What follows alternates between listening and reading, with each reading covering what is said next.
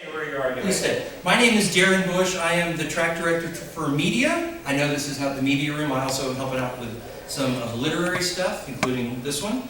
So what I want to do is I want to let my esteemed partner on panel to introduce himself, and then we will get into the meat of the panel.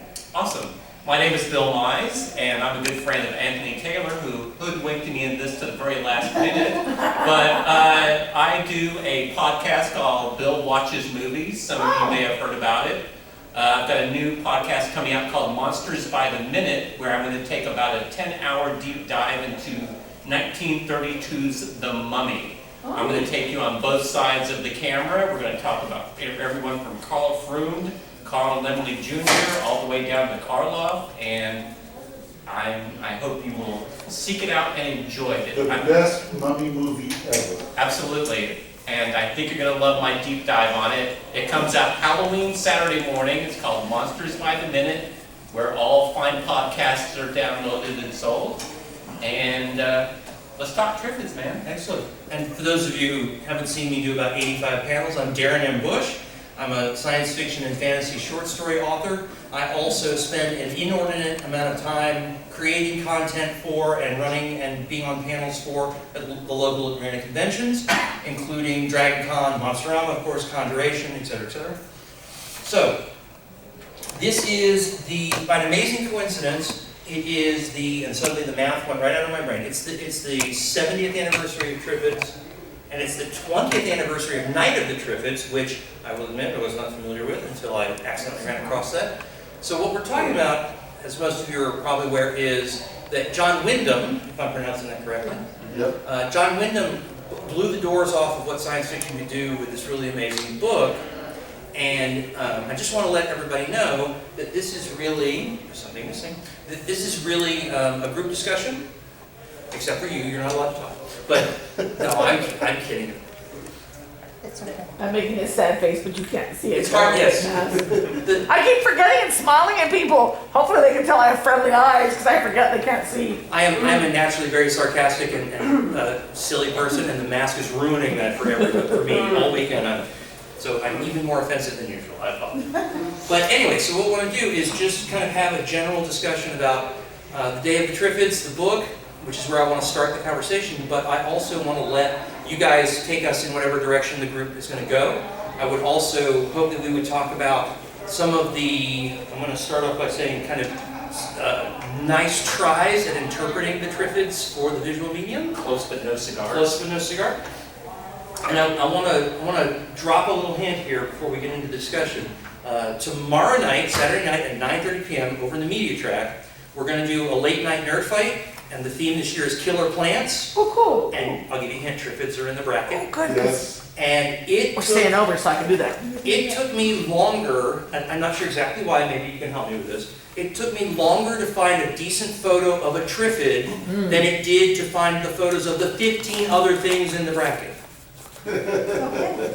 There aren't a lot of good pictures of them in the movies. I remember stills might be limited. There are some really amazing, those of you who've seen any of the movie TV show adaptations, or just go on Google Images and look it up, there's some really amazing visual. There's actually model kits too that are actually. Really? Yeah, Okay, absolutely. Yeah. please tell me more So about like that. build a Triffid? Yeah, it's just, because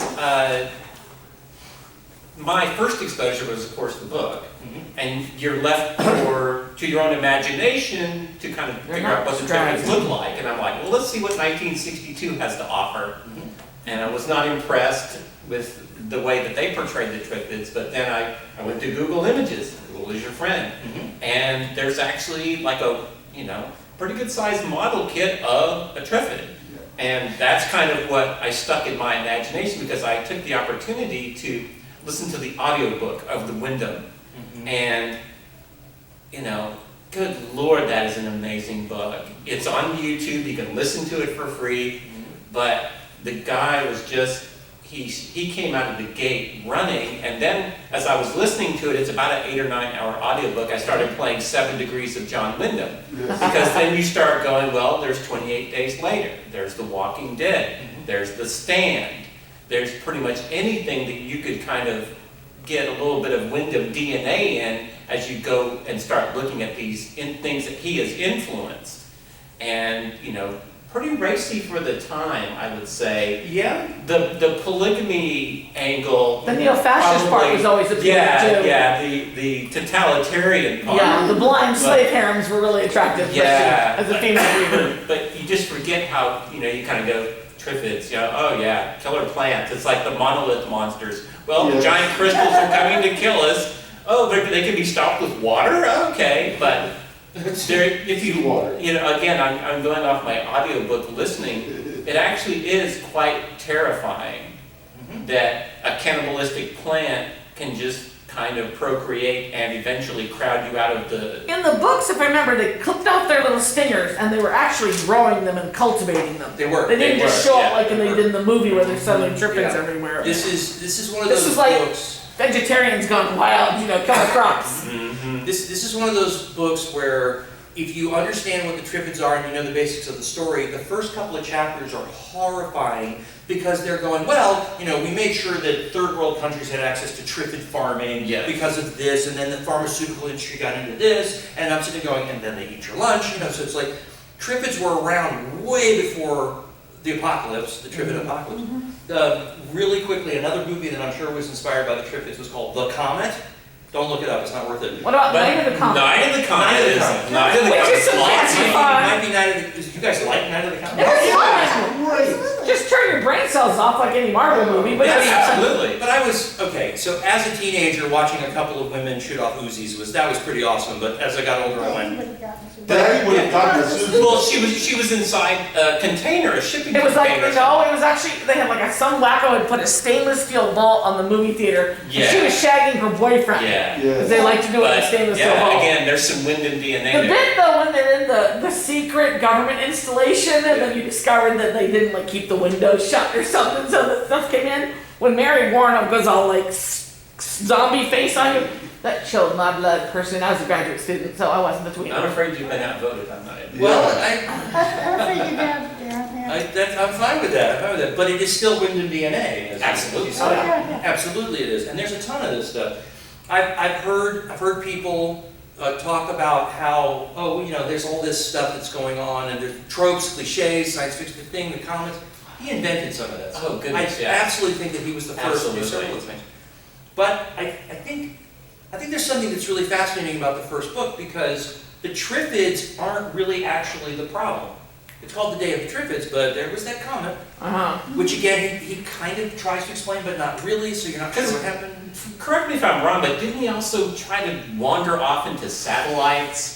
And there's kind of a Sputnik angle. They were Ooh, I don't talking remember. It's been a about while it. since I read it. Yeah, but I was trying to figure that one out. I heard satellites, but then they talk about comets, and then, I'm cheating and looking at my notes here. Oh, I know. But then they bring in the mystery disease that starts killing people, Ooh, I don't remember that and they part. really didn't explain that. yeah. So basically, the way I interpret the story is that something in the comet blinded everyone Yes. who had exposure to something. Like our hero was, I think he had surgery in his eyes. Yes, his eyes are all wrapped up in the Yeah, hospital. Yeah, they were consistent with that. Yeah. But I thought it interesting that he was a Triffid expert. Was he? I don't remember He that part. actually was, yeah. Yes, he was. The character That's of useful. Bill Mason was actually a Triffid expert. And he gets kind of the Mickey taken out of him, oh yeah, big deal Triffids, because it starts as a way to save the Earth from global warming because Triffid oil is something that takes over, but then there's the mystery man who brings it because the insinuation was that the Triffids were bioengineered behind the Iron Curtain and in Russia, Yeah. and he comes from Argentina or someplace like that, We're all South Nazis America. are. Yeah, we're all just not Nazis Yeah. fled to, but a lot of, I think there's a lot of little threads there that I think Wyndham was playing with. I really wish he'd gone a little bit farther, but, yeah. I think that he did a very good job of giving us enough rope to hang ourselves with. It was made out of Triffid fiber, the rope, Yeah. but he gave us enough for us to go, but he didn't really explain anything. So he gave us we've already discussed 3, but there were a couple more possibilities for what really It happened. could have been from space, like in the Kraken Wakes, when the things landed in the ocean. And so like, Which is another Wyndham book. That's what he's famous for, is codes of catastrophes. I mean, in every book he does, it's like the end of civilization. but also, like, do the Triffids and the comet have something to do with each other? Or is it just the worst coincidence ever? I think it's a coincidence. Yeah. You can't really draw a line between point A and point B. The Triffids were there, we knew they were in danger. You know, he went into Triffids because, I think, of an injury to his father or something, or some tragedy in his past. So he, becomes a Triffid expert, he's, attacked, He he's survived a blinded. Triffid attack. He survived a Triffid attack, he's blinded, that's why he's in the hospital at the beginning of the novel. They kind of, flash back a little bit, then he comes forward, he's blinded, you're good. But Plus, this was a pattern of John Williams' books. It was always some disaster and all that.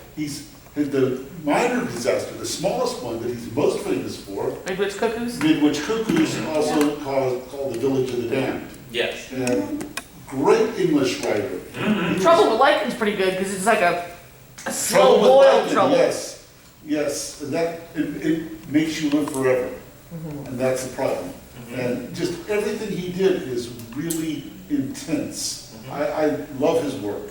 And then he did Chopti, which was like this Didn't actually read that one. sweet little, that was like his last book, I think. So, Yeah, almost everything he's done got turned into either a TV miniseries or all in England. Yep. He knew how to hit a nerve, absolutely. He was a great writer. I'm beginning to think, based on what we've just been talking about, that I think he's going for the Triffids as allegory, metaphor, whatever, and I think he created a dependency, and then he made that dependency a liability with the comet, with the blindness. So I'm not sure exactly what he was going for. It might have been dependency on oil, because there was so much discussion about getting off of dinosaur oil and getting to Triffid oil. Or they spent a lot of time on just the dependent, like think with the pandemic and how much we ran out of stuff, because it's like people had honed all their little mechanisms of supply into just the way it was. Currently, there's no flexibility in the system, no slack. And the one problem with not having slack is if current conditions don't continue, you are SOL up the creek without the well, proverbial look what paddle. happened when that one ship got stuck in the Panama Canal. Yes. I mean, one ship, one little strip of land, and your whole supply chain is Yeah. The world shut down because of one blasted ship. So the Triffids aren't responsible for the comet. I think, does anybody want to I argue? don't think so. I just figured it was a. No. I remember when I first read this book and was exposed to the Triffids, in my memory, the Triffids sent the comet, or the comet provided the Triffids. Oh. And I'm re-listening to the same audiobook you're describing, I think. And I went, ooh, no, wait, no, the Triffids have nothing to do with the comet. Right. I Because went the Triffids have been commercially farmed for quite a while, as I remember. Quite a before while, that, so. Yeah, right. There was enough time for us to basically become globally dependent on On them as a Triffids, crop. yes. Kind of like a drug. And if you look at I tried to watch all the Triffid-based media. I got the novel, I got the 62 movie, the 2009 miniseries. I couldn't find a really good copy of the BBC one from 1981. Oh. I heard that's really I good. think I have it. But the 2009 one with Doug Ray Scott, they're getting, with each iteration, they're getting closer and closer to the novel. 62, he's a merchant marine, he's, It's Howard Keel, it's isn't it? Howard Keel, yeah. Insane. Not your best leading man choice ever, but they're getting closer and closer. I think most adaptations, again, I have to exclude the 1981 one, but I hear it's pretty darn close to the novel. Good. I have like a videotape of it. Oh, nice. Wow. But So, nice piece of trivia. During the war, he worked as a censor for the Ministry of Information. That he actually did this. wow. Yeah, this makes a lot of sense, doesn't it? That explains a lot. Yeah. And all these horrible things, I guess living through World War II in England, that's a very traumatic thing, so Yeah. it makes sense that he wrote all these kind of things. Well, he's kind of like a Steinbeck or a Dickens, where they have social commentary at the fore, where they're going to want to change or bring out your foibles. The Triffid is just, and like you said, an allegory or a metaphor for something else, or it's the cog in the wheel, like in modern times, where you stick it in there and all hell breaks loose. So I think it's very smart, but that's always what science fiction has been about, kind of telling us that we are our own worst enemies. You know, you can go with Romero, with zombies as a metaphor. You know, good art like that always has good social commentary, and I think Triffids is no different. No, there is a lot of stuff in what Wyndham built in this world that's in response to the comic that includes the Triffids, where human beings are going, okay, now what? And he presents what, half a dozen answers. Yes. And they're all wrong. But it's the way that they're wrong, and it's the impact they have on everybody else who isn't interested in that answer that is so fascinating to me. Yeah. Where he's like the military people have a military solution, and the hippies, if you will, have a hippie solution, and I'm constantly going, idiots. Well, Idiot. there's the religious. Yeah. The 2009 miniseries, it has there's a convent, and Vanessa Redgrave is the lead nun at the convent. Wow. And Bill and Coker arrive there, and she tells them they reached a detente. They couldn't figure out why the Triffids weren't rushing the building, you know, because they just kind of go that way. And the detente that they reached is that they're taking care of blind people within the convent. There's a combination of blind and sighted people. And what we find out is that the detente that they've reached is that they choose one blind person each month to tell the rest of the group they're going out into the world to proselytize and bring people back here, but they're actually being sacrificed to the Triffids. So that's why that's the detente in that particular miniseries, which I found it's kind of a jaw dropper, frankly. But you know, you picked up on a perfect point. I really think that's one worth kind of elaborating on. That, you know, the hippie solution, as I would see it, is one where Bill is basically shanghaied, and he's handcuffed, and he's like, okay, here's your group of 10 blind people. You're responsible for feeding them, and you're responsible for getting them shelter. That's kind of the pacifist, we're all in this together type thing. And that fails horribly. Then there's the military solution where, you know, you're going to come with us, and your wife and your surrogate daughter, they're coming with us because we need to procreate. And then there's also the polygamy thing where there seems to be a whole lot of women, not a lot of men, so everybody's going to have, you know, multiple wives. Yeah. And I was pretty shocked by that. I'd forgotten about that altogether. And he doesn't really come out and call it polygamy. He kind of dances around that term the way it's explained in the novel, and I think that you've hit upon it. And the Isle of Wight solution at the very end of the book, they're kind of forced into that corner because literally Triffids can't swim. That's the only reason that they're on the Isle of Wight. Also, they can only support so many people on the island, but that seems to be a combo meal. Yeah, well, it was pretty obvious to me when they kept only the women who were blind and the guys went like end over. It's pretty obvious what they were keeping those young women for. Right. But I mean, to be honest, from population demographics, Sure. the short part of the bottleneck is the number of females you have. Right. Which a lot of speculative fiction people don't seem to understand. When they have like women, they all lose all their women. It's like your race is dead, guys. You lost all the women. Yeah. Unless you start doing cloning, you're gone. That's what I know this is a little off topic, but one of my favorite lines, from the original movie Ice Age is, "There goes our last female." And the kids don't get it. The adults get it. Right? There goes our last female. Yeah. One of the things that I think Wyndham does so beautifully is make completely plausible and realistic how screwed up human beings will be if they're in that situation, right? Kind of left to their own devices. Yeah, exactly. Because the idea, wasn't there one guy that was like, he was sighted and he was basically using the blind people as his little tools.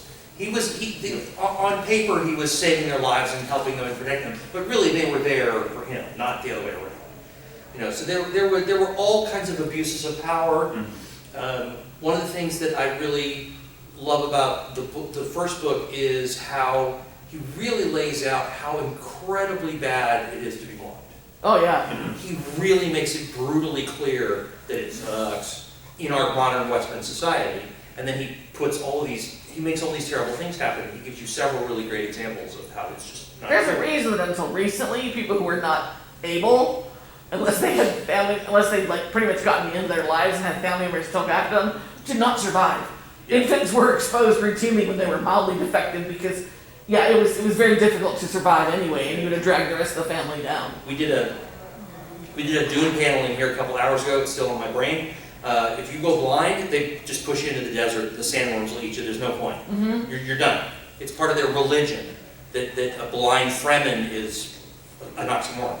Is useless. Yeah, basically, yeah. So the idea of there were sighted people who wanted to be heroic. There were sighted people who wanted to use this to increase their authority and their personal power. There were blind people who just were bullies and they wanted to bully. And there were sighted people who wanted to bully the blind. Sure. So there were several moments with no Triffids in them at all, where I okay, let me get right down to it. The scariest scenes in this book are not the Triffids. No, not it's at the all. humans.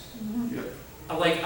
The Triffids really become kind of background noise for They a lot did. of these They conversations. did. They're kind of a plot device. Okay, They're we need to like- throw some Triffids in now to make shit worse. But if you remember, there's one character where we meet her. It might be Josette. It might be the novelist, where she's basically being walked around like a guide dog. Because remember, Bill comes across her being beaten in an alley, and he saves her. But the guy basically was able to overpower her, put some rope around her, and just kind of say, "Okay, take me to the pub. I feel like a drink." Or take me here. And it's echoes of a previous novel, which is The Country of the Blind by Wells. Oh, really? Because if you think about, remember in The Country of the Blind, that our hero goes down to South America and he's the only sighted one, and they eventually have to expel him because he's crazy and a religious heretic. And he's the only one who can see because the rest of the people are blind. But there's so many of them, and him, that he is pariah now, and they can get rid of him. I'm not familiar with the work where they, as a group, as a commune of blind people. Isn't it kind of a flip book in The Country of the Blind, the one-eyed man is king, and he's like... This is well saying No, yeah, it's really kind of it's a good story. Basically, they're born without eyes. Okay. They're not... So they can function perfect. It's not like they were They like sighted a and all really of a great sudden hearing, lost and then it. he thinks he has this great super advantage, and it doesn't, and it goes very badly for does him. not come Things up well. go poorly, Yeah. as they say. And he's falling actually in a love really with the chieftain's daughter or something. Yeah, it's like a that. pretty good story. It's quite Yeah. surprising. But I'm sure that Wyndham knew that novel very well because Wells was taught to everybody when he was growing Like up. that, yeah. Yeah. There's some wonderful parallels between some of the characters we meet in Triffids and the artillerymen from War of the Worlds. Yes. Because the way the artilleryman unravels Yep. psychically is very well done. It's very realistic. It's very reasonable and real. And Wyndham captures that same sort of element of you're reading something and halfway through the dialogue you go, wait, the person's not saying, hold on, wait, back up. And I find myself rewinding the audiobook going, wait, hold on, let me start that paragraph over. Now that I know he's nuts. Yes. And what he's saying comes across a little bit differently once you figure out he's gone off the rails. And Wells was taught to everyone at that era, and science fiction people paid a lot of attention to him, and he was an inspiration. So of course he's borrowing from Wells. Oh, yeah, yeah. If you're gonna steal from the good ones. Well, yeah, you know. But I would argue that Wyndham took that and went in a direction that Wells wouldn't have Yeah, gone yeah. in. Not that he couldn't have gone in, but he just didn't. Yeah. And so, yeah, he's not just stealing and copying, he's really I have to wonder if you inspired. can see Wyndham type influences in The Walking Dead. Oh, absolutely. You know? Yeah. Absolutely, because I think the whole thing with, well, okay, here's the weird thing with zombie apocalypse as it relates to the Triffids, is that the zombies have a little bit of the Triffids and a little bit of the blind people in them. It's almost a cross-section, right? I don't know if that's deliberate, maybe it's subconscious, maybe I'm completely wrong, but it just strikes me that the zombie apocalypse and the Triffids, there's a straight line there in the evolution of this kind of storytelling. Do anybody want to? Well, I think we touched on it earlier that it's always the zombies are always a metaphor. The Triffids are always a metaphor. It's you know, the only reason that these things are getting made is to show us that we are the monsters. The Triffids are not the monsters. The zombies are not the monsters. It's basically, this is the plot device. Here is the worst thing that could possibly happen that will make you all have to be self-reliant and pull yourself up by your bootstraps, or we're going to reveal to you how horrible you all are.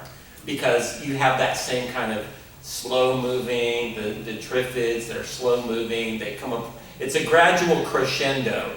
You know, it's not like the 28 Days Later zombies, which I find much more horrifying than what we call the shamblers. Yes. You know, the runners. you know, you got the slow walking, you know, well, let me just go get on my motorcycle and I'm off, you know. I've avoided that one, and the Triffids are the same way, but the Triffids are much more horrifying in that when we find out that they're actually cannibalistic. And they're deliberate, something we haven't really touched on yet is they learn to hunt. They learn to trick humans. They'll sit outside the door. Triffids don't have eyes, but for some reason they are incredibly observant and they are able to learn. And they are able to, because one character in the novel, the Triffid is just outside the front door. And he knows that eventually that person has to leave the house to go get food or water or whatever. And he just waits. Triffids are patient, you know, they're going to wait. Plants, they probably have slow metabolic Plants are very systems, they wait a long patient, time for a meal. But remember also that there was a part where they had to string to lead themselves into the village. When Bill and Josette come upon the blind family, where they've had to string for miles to walk from their house into the village.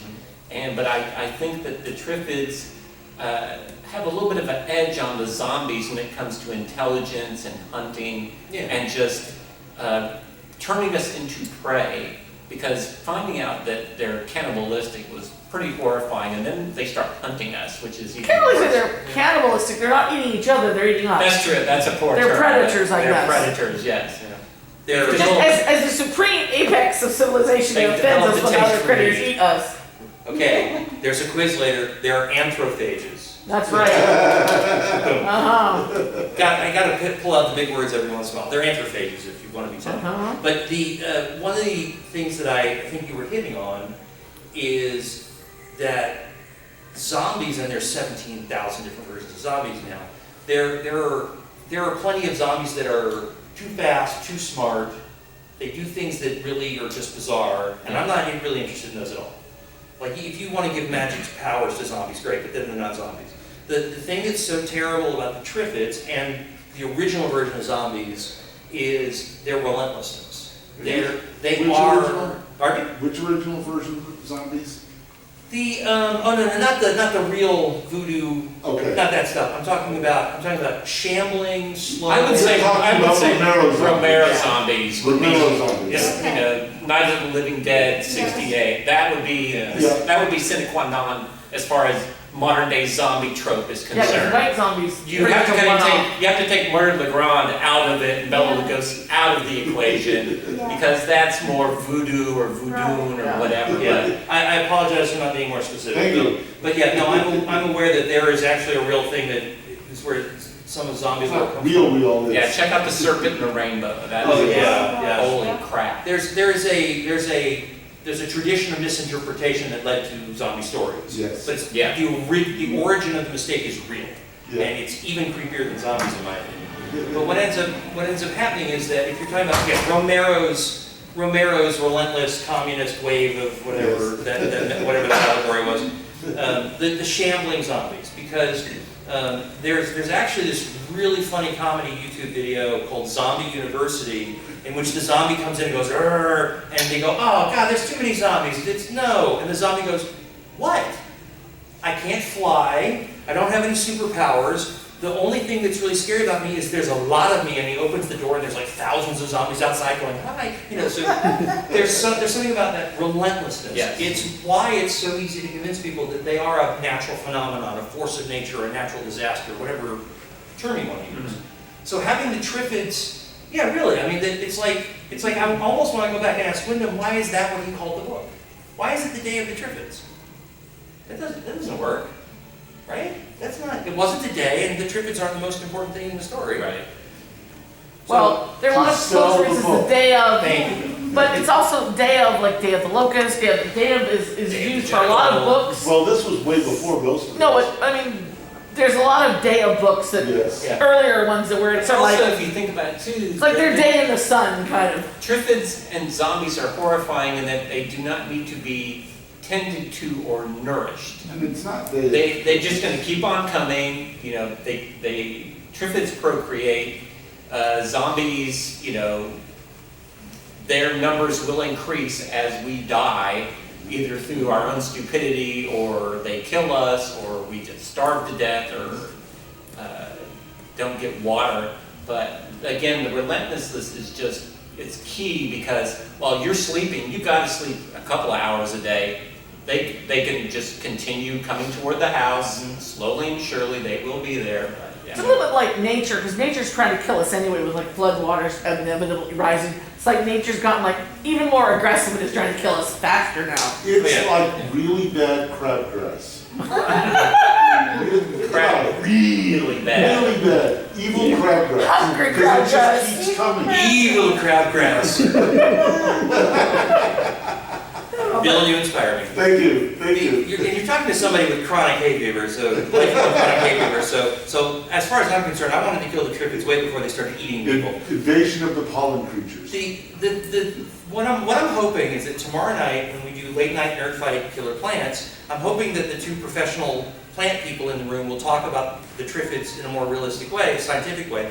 But I think that if you assume that they're plants, which we don't know, they look like plants, we think we don't know. But if you assume they're plants, then there's all kinds of interesting stuff that plants do very differently from animals. Yes. That adds, if you understand how that works, it makes the story even that much more creepy, because they don't need to eat people in order to live, but it's more efficient food for them. So like we are a protein bar as opposed to having to struggle to generate nutrients from the ground. So they're getting nitrogen and water, and they're getting their food out of the ground. But if they can get a hold of a dead body, one of us, then that's like, oh, ha ha ha. That's that bonus energy. Plus, there are carnivorous plants, and that was, I'm sure, an inspiration.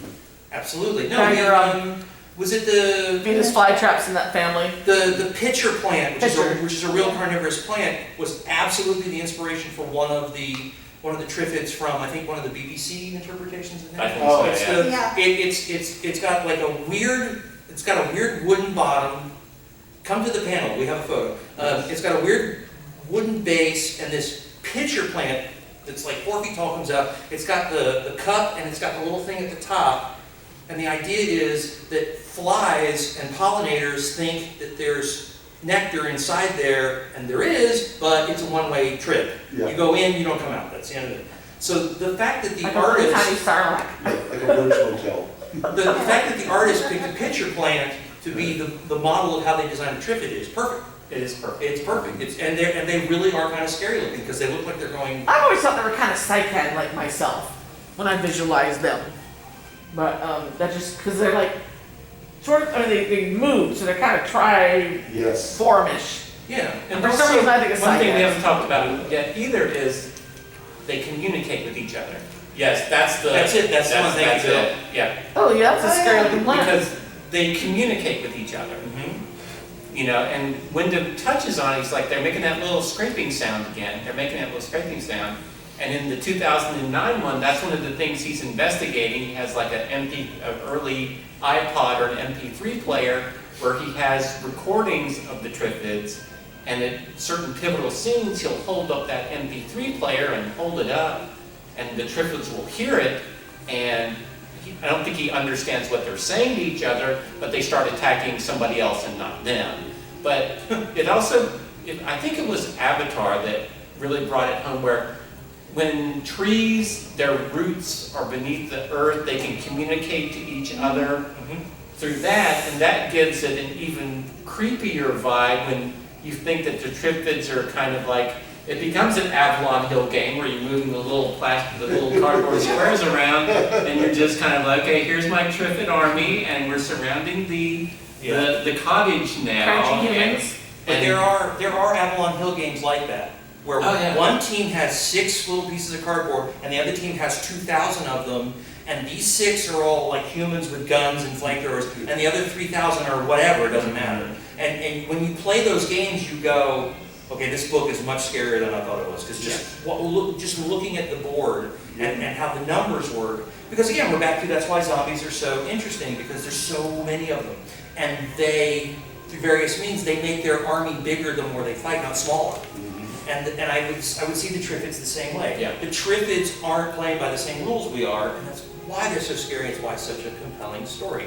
I want to add one other thing based on something you just said.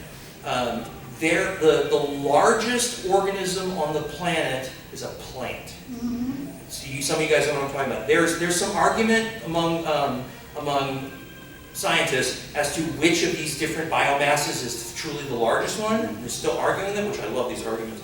And basically there is a forest, and I think it's in the United States, that is one organism, and it is the size of what you Is would it one of think the aspen woods? Because I think they're It's- all clones, aren't they? Yeah, well, it's not that they're clones, it's that they're all offshoots of the same organism, so that they're considered one And organism. some of the fairy rings, the large fungal Yeah. groups, are all one organism. So like, if you're thinking blue whale, no, these things are so much bigger, physically bigger and heavier.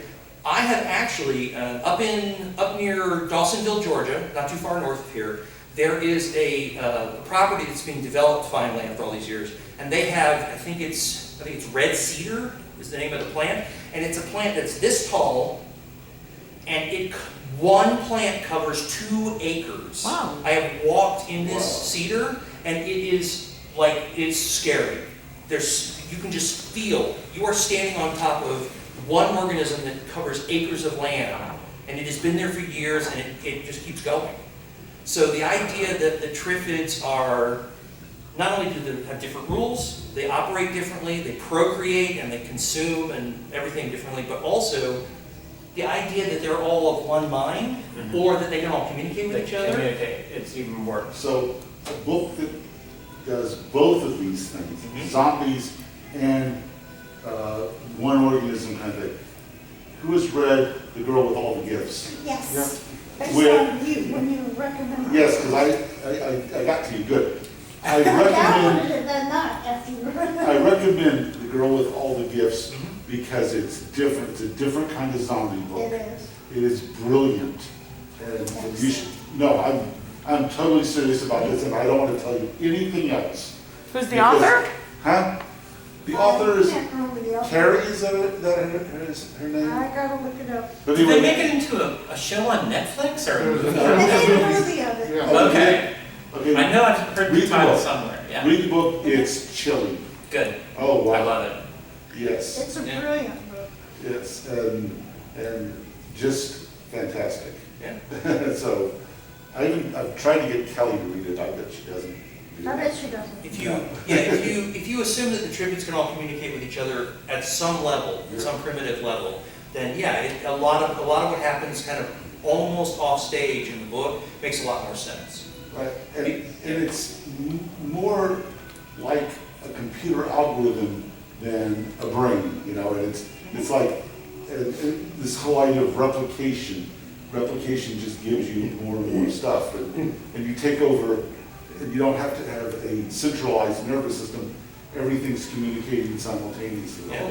Also, I want to circle back to what Wyndham talked about, is that the fact that these things were bioengineered Yeah, by, the evil empire at the time, the Russians, they mentioned the Iron Curtain, but just think about, okay, if we were going to make something that is going to be just the worst thing ever, it would be a thinking plant that's poisonous, that always aims for our eyes so that it can blind us. I mean, there's a very rudimentary but perfect killing machine. Unfortunately, it got loose, it was a lab leak, so to speak, and, we made, Triffid oil. That's great, but now look at it. So it's, I just cannot read, if anyone, I assume everyone in the room has read the book, but seek out that audiobook on YouTube. It's just so wonderful to listen to. I don't know who the reader is. Great reader. People just look for Day of the Triffids I audio. read this for the first time, I was probably 12 years old when I read this. Got it out of the school, the library. One second. Oh, sorry, Bill, go ahead. Okay, Were we done? I was. No. Okay. All right. You ready for me to? Yeah. Okay, sorry. No, I was just, at times you look back at the time the book was written, you were just out of the chaos of World War II. Yeah. So you had mass chaos across Europe and in Asia. You had the fear of, a lot of 50s science fiction had the fear of something good turning something bad. Yeah. And is this just a commentary of, we got Triffid oil, that's gonna solve our things, but one other thing happens in the world, and it all goes nuts. A comet blinds us, and now that which we were going to using for oil is hunting us and killing us. Yes. It just seems that everything in the 50s, especially early 50s, There's was definitely a the lot fear of of It's science. kind of like the new yellow peril, unfortunately. It's like there's always something that is the them, the they, that which is evil. It could be atomic power. I am Kali, the destroyer of worlds. You've got Oppenheimer, and you've got nuclear peril. I mean, it's always good for us to have something to fear. And World War II really contributed to that, because this was a war that went crazy, from every. It was a world war. Right. It wasn't very contained. World War I, not really a world war. No, not really. World War II, definitely. Yes. Yeah. And it was a different thing. And not just because of the Nazis, but because of how many people were involved. Absolutely. And pretty much very few countries were not doing something about it. There's you look at World War II history, and you realize the scope when you realize that the Canadian Navy lost a ship in one of the battles near Australia. Yeah. It's just the scope of that sentence. Yes. Just makes you go, what the? Well, the Canadians are being still members too. They're still parts of they were independent. They joined up in '39, so they were fighting from the beginning, and they would have gone wherever the Imperials decided they needed to be. Working. But I just love that I have an Avalon Hill war game which has the Canadian Navy in it. Yes. Right? Oh, a disclaimer, my wife is from Canada. So it's just, there is something about Wyndham's book that in a very specific way, don't kill me before I get to the end of my sentence, that really crushes War of the Worlds, because as far as we know from the story of War of the Worlds, it really is just, it's not even all of England, it's just this part of England. But Wyndham's book is really the entire planet. Yeah. It's a global problem with the Triffids. If we start getting Russian satellites into the whole explanation of the comet, that makes me go, no, that doesn't make any sense. I'm much more comfortable with it being some kind of bizarre natural phenomenon. That it really was actually a comet and not a Russian satellite. But this was also during the era of Sputnik, Yeah. because that had just got shot up. I mean, maybe he just touched on it as a possibility. Yeah, I mean, he might have, because, okay, forgive me if I got this wrong, but I think one of the reasons America was so upset about Sputnik was because we were trying to beat them to that. Right. It wasn't a complete shock. No. We're He was working on aware. it, and we were more cautious. It mostly damaged our agriculture, really. Yeah. So the Yeah, we idea wouldn't that- just shoot anybody up there and let them die casually, which is what the Right. Soviets were fond of Yeah. doing. So it's not a stretch that some people read that as maybe the Russians did. Maybe it wasn't a comet, maybe it was a Russian satellite. Me personally, I'd rather it was a comet. That's just, I don't know. Well, the comet is what blinded us. Yeah. Yeah. So like,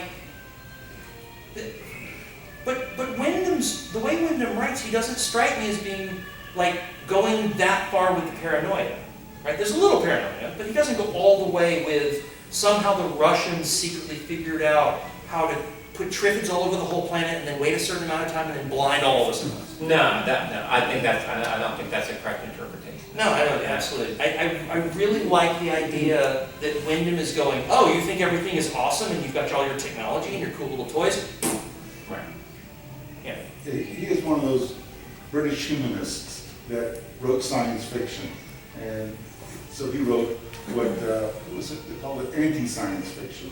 And I think that was where the science is the bad guy. Mm-hmm. You know, and a lot of the British were like that because they didn't see a lot of the stuff that's coming out of World War II to be beneficial compared to the war which destroyed their country.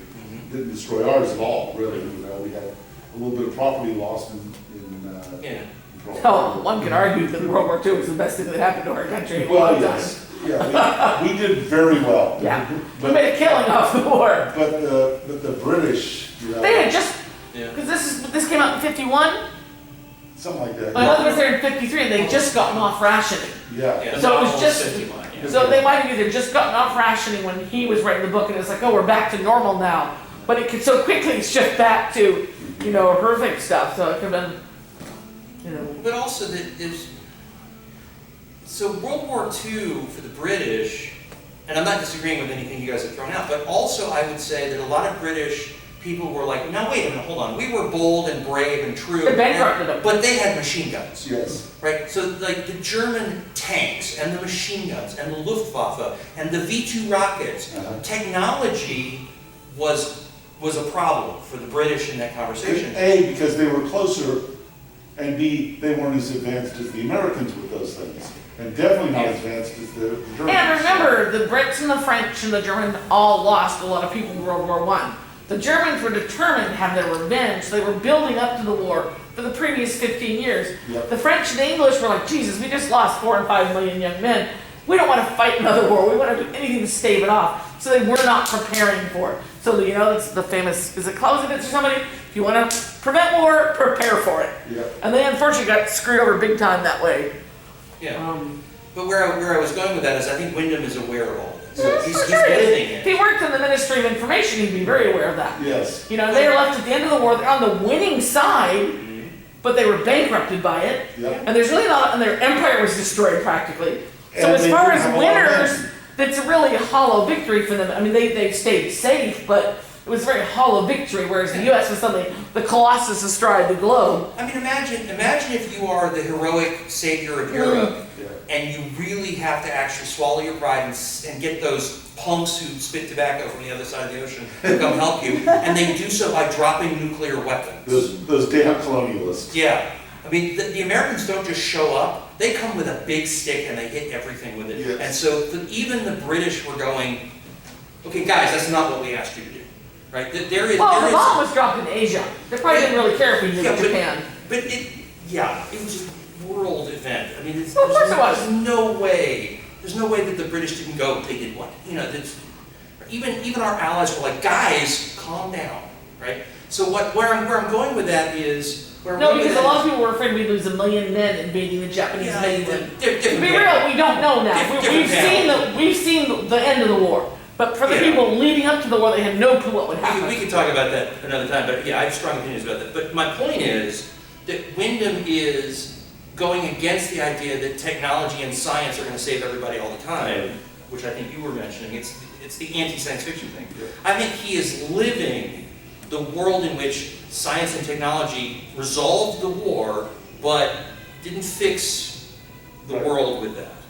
That there's all these other problems, oil dependency and science unbridled by nationalism and just the threat of technology taking over our humanity. Plus, they were much closer to the Soviet Union, who were just on our tails with the atomic weaponry.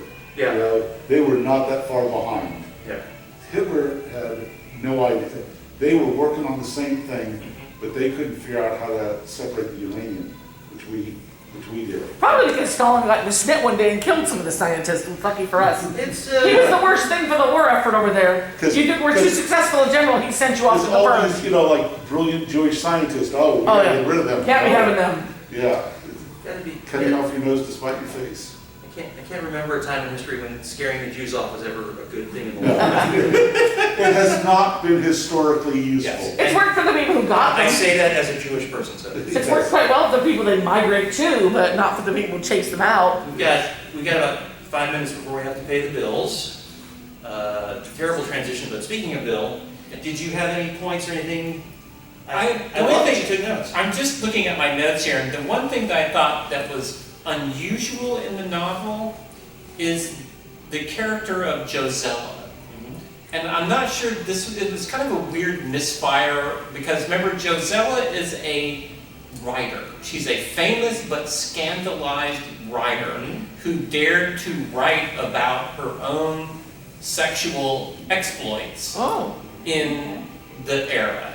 And I'm not sure where Wyndham was going with that. I mean, I'm sure there's a statement he's trying to make, but I mean, I'm not the sharpest knife in the drawer. I just really wasn't sure what the statement what was the reason behind that choice of Josella's scandalo, you know, because she brings it up several times, you know, oh, you look familiar, oh, I wrote a book, oh, you're that writer. Yes. It's, you know, it's like Erica Jong and Fear of Flying back in the day, which was pearl clutching all over the place. But I guess I would just open it up to the floor. We've praised a lot of heap on this gentleman. Do you think there were any missteps in the novel, or miscalculations, or areas of what the hell that Wyndham may have made during the book? Go ahead. Thank you, Bill. Jump in. Were the military characters a little too cardboard? A little too Absolutely. They weren't even barely given names. It was just, oh, the redheaded guy. Remember, it's the redheaded Oh, guy. yeah, that's right. Yeah. That's right. That's why I can't remember any of their names. Yeah, they weren't given any names. The pilot was one. The pilot, The right. pilot Thank was, you. yeah, the helicopter guy. But was that also not to infuriate the military? You just come out of the war, if you made it too close to somebody that you didn't want to infuriate, you know, you made it like, Generic soldier guy. yeah. I mean, you could have made them all Nazis, but, you know, if you made it too close to somebody that the Americans said, that's such and such. or- Maybe he pulled his punches, you think, just to not offend, because they were the heroes at the time. And Oh, again, this was yeah. 51, so you were only a couple Well, of years if you on worked in board. the, I don't know if you read about military types, but if you worked in the Ministry of Information, he may have had his trouble dealing with certain military types and just not felt a lot of love. Well, yeah, but I You know, the joke about they're always fighting, the generals are always fighting the last war. Yeah. So, And the other people are fighting the next one. you know. yes. Yeah. They're planning for. And I don't remember a lot of this because I read the book when I was in high school, and it was a couple of years ago. I didn't know it was going to be on the sketch, the set this weekend. So I mean, either. I read it in the 80s in the British Library in Bonn. They had copies of all Wyndham stuff there and the Queen's portrait. Oh, wow. So, anybody else think of any missteps from the book before we Well, start I mean, shutting there's it not a down? lot of actual. I don't remember a lot of. The characterization is not real deep for most of the people. Nobody really stuck in my mind really well as a character. I would Except for the evil not- guy that had the like slave sex plantation. He sort of stuck in my mind. Yeah. I really don't want him to stand this story. Like, I don't need him to add another 1,100 pages to fill everybody out. No, I'm not saying I you think do that, but I'm just saying that I can't really. No. Like, even our heroes, he left a lot of room for interpretation. Absolutely. He doesn't even give them really physical descriptions. No, not really. I think he did a very good job of letting us insert ourselves into pretty much everybody. So if you're very pro-military, you probably could have gotten through those chapters and gone, well, they're doing what they needed to do. That's, you know, but It's a Rorschach test. Yes, very much. So. Thank you. We're being given by a Triffid. Okay, anyway, guys, so thank you so much. I do want to, I have one complaint, which is now, because of this amazing conversation, I have to go listen to the book again. Because I have to go figure out everything you guys have explained. I'm like, I have to read it again. Read more Wyndham instead. Or, no, I will. I read, I think, most of the science fiction books, and I really love them. Now, admittedly, I read them all in high school, but I was like addicted. Anyone read the sequel? I keep meaning to read it, but I didn't know it existed until I did the homework for this weekend. Is that the Kraken?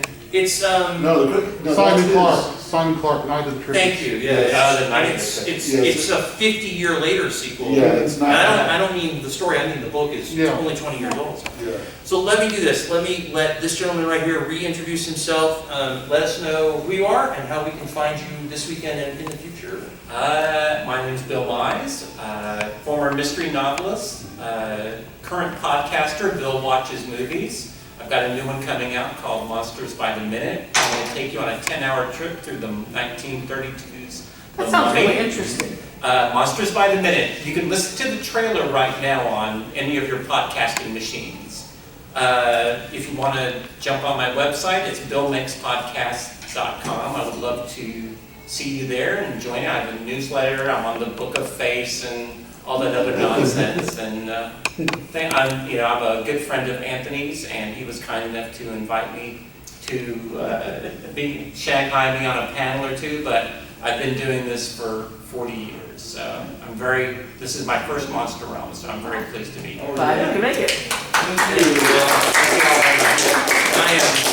I am still Darren M. Bush. You can find my short stories on the Kindle. There's a couple of them up there, but also just assume I'm doing a lot of panels this weekend because although this was the busy night, tomorrow I get a break for a little bit.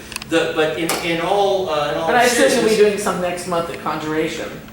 Maybe we'll like more fantasy. A few hundred things at Conjuration in November. So in all seriousness, we have Dr. Dia, and I'm smuggling in an actual master gardener, and the two of them are going to do an hour on real monster plants, real magical plants. You guys will know what I mean when you see the panel.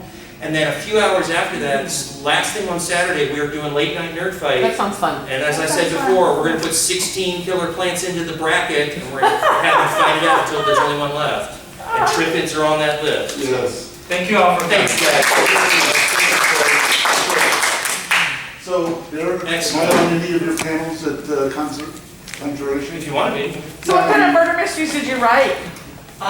It was actually, it's a private eye and a psychic who worked together back in the day.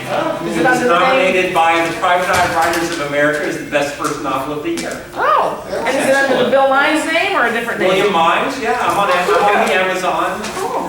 Yeah. I do love do a murder lot of different mysteries. things. Some of them stick, some of them don't. Very interested in your mummy because that is my favorite part of it. It's so underrated, it's scandalous, but I mean, I'm going to take you into Egyptian mythology. We're going to be talking Yes. about Howard Carter. We're going to be talking about Froome. We're going to be talking about all of that. I actually, one of the plays I've written for my theater was Jane and the Mummy, and it's a different take. It's not, it's not the same thing, but it's interesting because I was inspired by the original. And we talked a little bit about Cagliostro, which is the actual treatment for the mummy before John Balderston got a hold of it. But we go into the life of someone as obscure as Nina Wilcox Putnam, who actually did Cagliostro.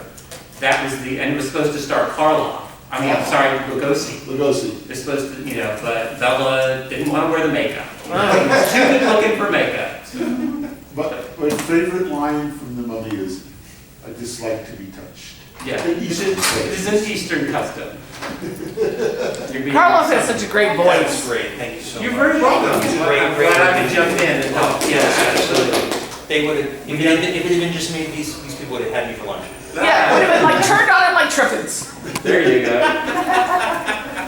Let's see if they're serving something late night.